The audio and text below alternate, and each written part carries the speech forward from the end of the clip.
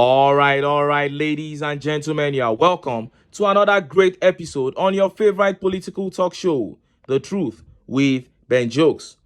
Now, if liars and evildoers have not stopped talking, how can those of us who speak the truth and stand for good stop? Please, I want us to watch this episode patiently and attentively, especially if you still have a soft spot for APC or you have any doubt about the things I have previously said about Fulani invasion of Yoruba lands. And yes, I have northern subscribers. I have nothing personal against any region or human race. All I speak is the truth. If I lie about anything, tell me in the comments. But if you expect political correctness, you won't get that here. The truth is, the Fulani headsmen have an agenda, and it is to take over people's ancestral lands, as many lands as they can. If you give them lands in your communities, you are just helping them to achieve their aim faster. Let me show you this video of Southwest farmers deceiving themselves with Mieti Allah. I'll tell you what happened after the charade in this video took place. See the video. History is being made in Nigeria. The Farmers Association Nigeria Southwest, they are meeting with the entire Mieti Allah, the pastoral farmers, and signing a communique that will be communicated to the president.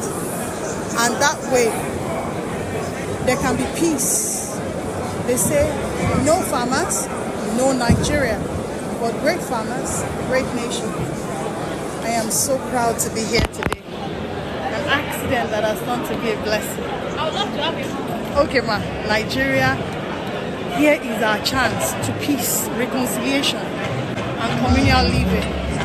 Just watch this. See the crowd. You can't fake this. See the crowd. Like across the entire South. You saw that. That peace accord was actually signed during the Buhari regime. And after the ridiculous accord was signed, Southwest went to relax. They said yes, they are now living in peace. And the Fulani headsmen began to eat deep into their lands.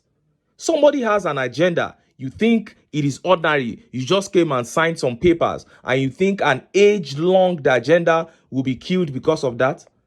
About 3 weeks ago, the Tinubu administration sent a representative to Southwest farmers to go and tell them that millions of naira had been budgeted to buy them fertilizers.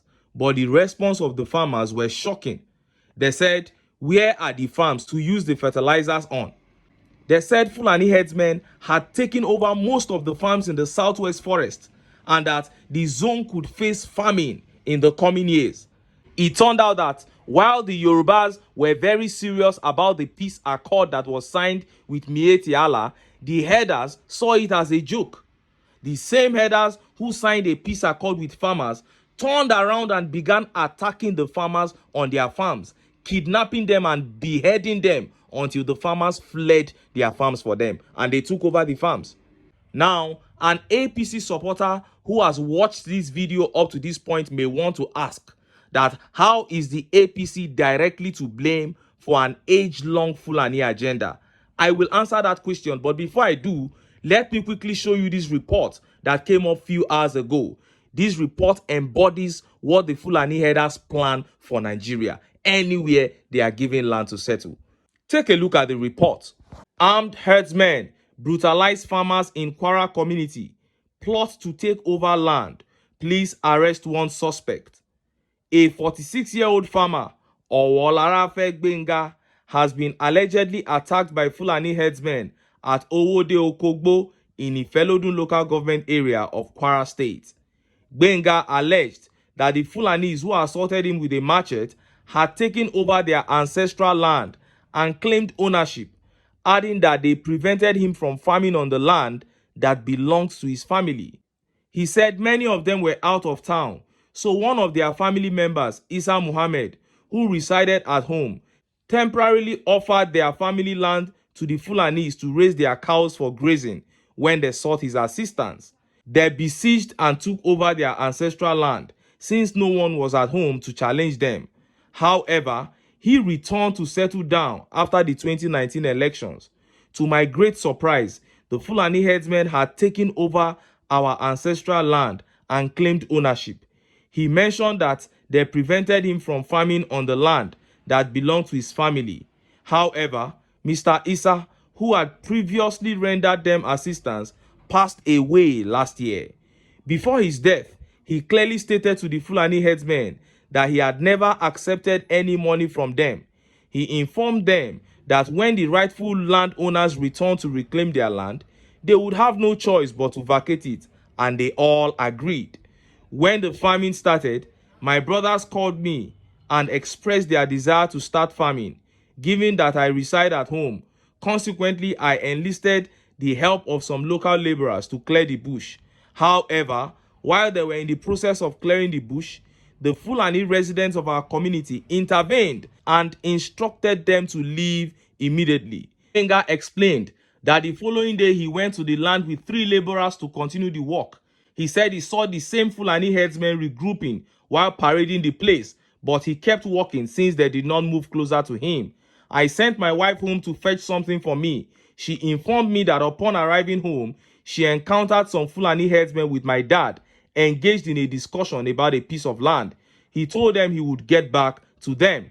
When I got home, my dad narrated to me what the Fulani headsmen had come to explain. They told my dad to demand any amount to vacate the land he planned to farm on, as they also intend to use it for farming.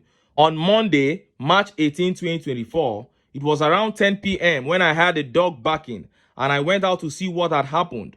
Suddenly, I saw 4 people coming towards my side, and one of them greeted me.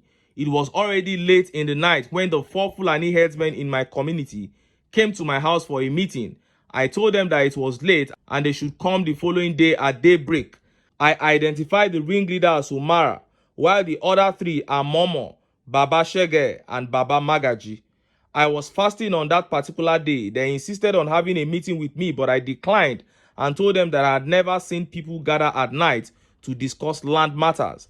After a while, I thought they had left because I had left them outside to power my generator so I could listen to the news, and closed the entrance door. We were inside the house when I heard a goat mourning. As I stepped out to see what was happening, I saw their ringleader, whom I called Umaru. As I called his name and he answered, I told him to leave and come back tomorrow. It was around 11 p.m. as I turned to enter the house, but before I knew it, he moved closer to me and macheted me on my neck. They have disfigured me right now. I cannot speak very well like before. I was not born like this. I spent over $1 million, and I even sold some of my properties in order to get well, he added. He, however, called on Kwara State Governor Abdurrahman Abdurazak as a matter of urgency to investigate the land dispute because it could lead to a tribal war if not addressed. He emphasized that justice needed to prevail. Oh, that was quite a long read, but I believe it is worth it because some people really need to see how these things play out. Now, let me tell whoever wants to know why I say that APC are at the center of this. First of all, we have been living in Nigeria with Fulanis. They never had the boldness to operate like this until the APC came on board. The APC is a party that they formed. This is the vehicle that they want to use to achieve their aims. Okay, you might want to argue that maybe it's a coincidence. All right. So what has the APC government done ever since the Fulanis have been acting like this under their administrations in all the respective states? Or are you saying that the Fulani headsmen are stronger than the Nigerian security forces? Ask yourself, if you were a governor, a minister, or president, and you hear that something like this happens regularly in your state, would you just fold your hands and look on? No, you won't. And if you are Yoruba watching this video, I'm sure that that man's story touched you differently. That is what the APC has enabled in the Southwest. This is what they have allowed the Fulani headers to be doing to Southwesterners. And that is why we are preaching that Southwest must reject the APC. Saying the Southwest is for the APC is a sacrilege. The Fulani politicians that formed the Fulani faction of the APC gave the Yoruba politicians that make up the Yoruba faction of the party a condition for their coalition. And that condition is that headers must be allowed to carry out their agenda, which is land grabbing all over Nigeria. And Tinubu confirmed that pact by coming out last month to ask southern governors to give Fulanis land for grazing in their respective states. So if you're a Yoruba man and you don't want to lose your ancestral land to Fulani headers, the first thing to do is to reject the APC. Anyway, make I leave am here. There's nothing more to expect from a party that has come to steal, to kill, and to destroy. And Nigerians know what to do if we ever want to live peacefully as a country, if we ever want to have the freedom that we so desire and enjoy the dividends of democracy as an oil-producing state, then we must come together and get the APC out of power. But until then, make I still enter town.